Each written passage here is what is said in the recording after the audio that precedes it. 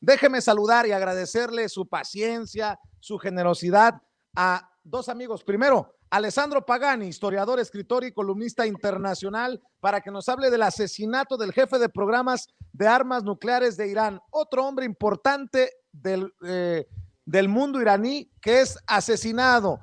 ¿Qué relevancia tiene en el mundo? Bueno, pues que nos diga Alessandro Pagani. Alessandro, buenas noches y disculpa la tardanza. Hola Vicente, buenas noches. Zenén, muchas gracias. Pues te queremos escuchar con el análisis, mi querido Alessandro Pagani, de quién se trata y por qué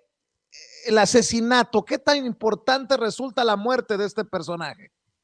Mira Vicente, al parecer empezamos el año justo tú y yo en el majestuoso Zócalo capitalino al hablar de Irán por el asesinato de Qasem Soleimani y parece que terminamos este año también hablando de Irán. O sea, básicamente hay una estrategia que lleva adelante Israel, la entidad sionista, ya desde mucho tiempo, ya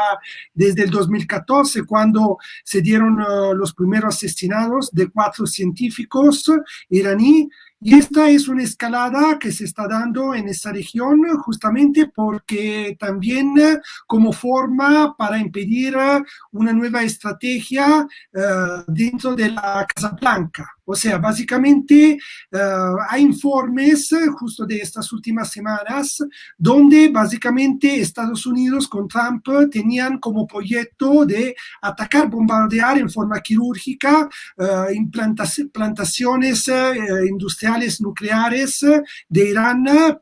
como estrategia para evitar que se pueda desarrollar esa forma defensiva por parte de la República Islámica de Irán. Y en esta situación que hay también dentro de Israel, donde hay la crisis debida por la economía, por la corrupción, donde hay voces que es posible que en un futuro próximo haya una disolución total de la Knesset en Tel Aviv, también debido al hecho de que la opinión pública israelí hoy está casi completamente, en su mayoría, contra de Netanyahu debido a la mal gestión de la crisis por la pandemia del COVID-19 y por ende Israel quiere llevar adelante esta estrategia consolidada de golpear objetivos que ellos consideran estratégicos, o sea, militares, como en el caso de Qasem Soleimani, el 3 de enero de este año, el 3 de enero pasado, o como en el caso de este científico jefe líder del proyecto nuclear en Irán, que fue básicamente golpeado, se sabe ahorita a través de unas notas, unos informes de las primeras investigaciones de los investigadores allá en Irán, que no fue por parte de un comando, no fue participación física, sino a través de armas teleguiadas directas desde la distancia y que estas armas básicamente están simplemente en dotación del ejército israelí, por ende que más el tiempo se adelanta, más se desarrollan las investigaciones y más es cierta la participación completa del Estado de Israel, que prefiere utilizar esta estrategia, Vicente, justo para evitar un enfrentamiento simétrico, porque si fuera al contrario un ataque a través del ejército, de la aviación contra lugares estratégicos como las centrales nucleares, bueno, en ese caso habría una reacción militar por parte del ejército regular iraní y entonces no se sabe dónde llegaría una reacción de este tipo. Al contrario, intentan utilizar siempre esta mano sucia del Mossad o del ejército, de Shin Bet para poder evitar de ser acusados en primera persona por estos ataques. Sin embargo, ya hubo las primeras declaraciones a nivel internacional de los países miembros de las Naciones Unidas, en primer lugar también la Rusia, Putin, que condenaron el atentado ante todo como atentado terrorista y después preocupados por la escalada que se puede crear a nivel mundial. Esta es una situación que se va a degenerar y va a aumentar la situación, va a ser siempre más caliente en esa región, mi querido Vicente y Zenén. Mi querido Alessandro Pagani, ¿hay nuevamente peligro de que se vuelvan a surgir estas posibilidades de conflictos de gran escala?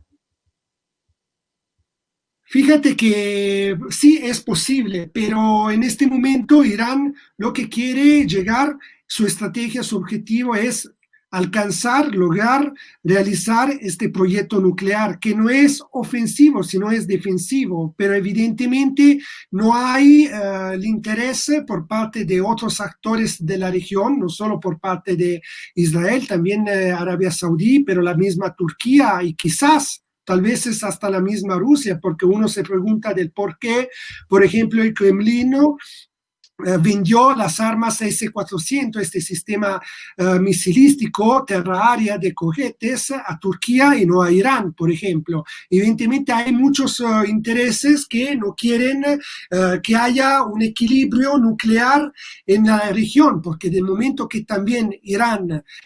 tenga la nuclear, evidentemente Israel no puede ya hacer esta voz grande que hace dentro de la región. Sin embargo, repito, Israel tiene también una preocupación no solo por la situación interna, sino también por el hecho de que sí es cierto que Israel no tiene frontera hacia Irán, también es cierto lo contrario, es decir, que a través del eje de la resistencia, este destacado movimiento de resistencia que se creó en particular en defensa de la nación árabe siria desde hace 7 años a esta parte, básicamente hay un movimiento donde hay varios destacamentos de esta resistencia que van desde los movimientos de resistencia palestinos a Hezbollah de Líbano o, por ejemplo, de la misma Irán que está apoyando la resistencia y la lucha de resistencia de Siria contra estos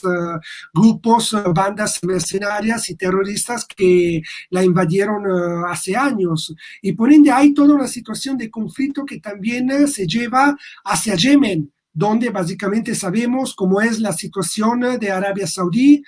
que está agrediendo ese pueblo, de todo el genocidio que se está perpetuando en ese hermano pueblo yemení desde años y que siguen dentro de la hipocresía total de las Naciones Unidas, que en determinados casos los veamos condenar inmediatamente a gobiernos, pueblos o naciones, pero en el caso de Arabia Saudí no levantan la voz para condenar los crímenes que ese régimen monárquico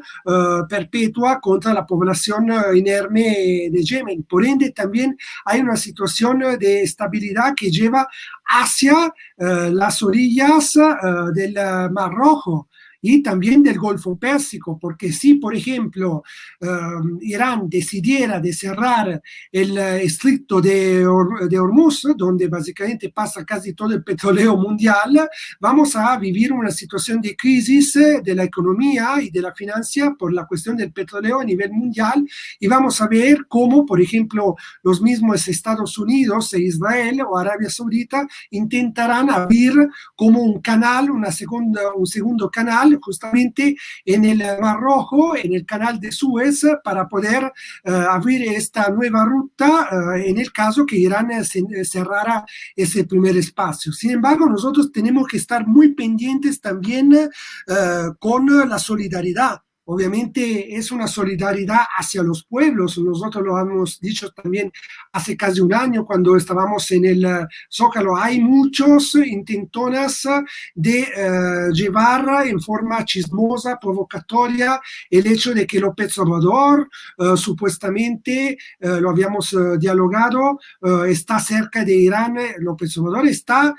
dentro de la doctrina Estrada y lleva adelante la autodeterminación de los pueblos, pero nosotros como pueblos no podemos no estar solidarios con lo que está pasando en Irán y por supuesto con el pueblo iraní que está luchando por su independencia, porque el mismo pueblo mexicano, y no creo de equivocarme, ha vivido lo mismo que lo que le quieren imponer a Oriente Medio, a estos pueblos, pero en particular también a Palestina. O sea, Palestina hoy vive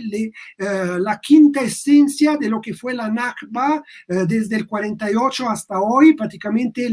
el saqueo total de su propio territorio, básicamente lo que ha pasado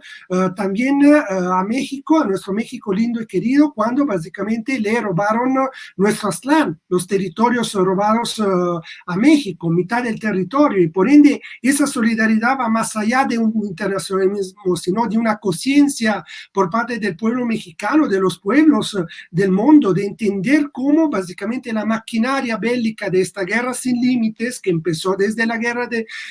contra la antigua Yugoslavia en el 99, pasando por Libia, por Siria, por Afganistán, por Irak, ahorita contra Irán, puede llegar en cualquier momento contra de nosotros, tal vez es con una táctica diversa, pero básicamente veamos estos acuerdos que lamentablemente tengo que denunciar porque somos honestos intelectuales, estos acuerdos que se dieron, por ejemplo, entre el gobierno del PAN en Yucatán y la Finmecánica, empresa vanguardia de fuego del imperialismo italiano, y que busca hacer acuerdos con gobiernos no federal, evidentemente, no con López Obrador, un acuerdo que viene su génesis desde el 2014, entonces ya desde antes de la 4T, un acuerdo que prevé la construcción de un astillero, el astillero más grande de América Latina en el puerto de Progreso, que servirá para la construcción de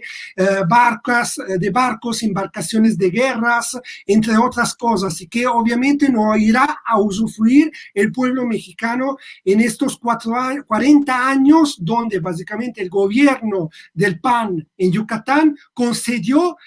casi la totalidad de la soberanía del puerto de Progreso, mi querido Vicente. ¿Cómo ves? Pues vaya temas que abordas y que literalmente dejan a muchos con tarea en las manos, mi querido Alessandro Pagani. ¿Por qué no cerramos invitando a la gente para que lea tus artículos en donde publicas en la revista Contralínea, en SDP Noticias, que te sigan en tus redes sociales también? Sí, las redes sociales, El Brigantero, @elbrigantero en Twitter, Alessandro Pagani Facebook,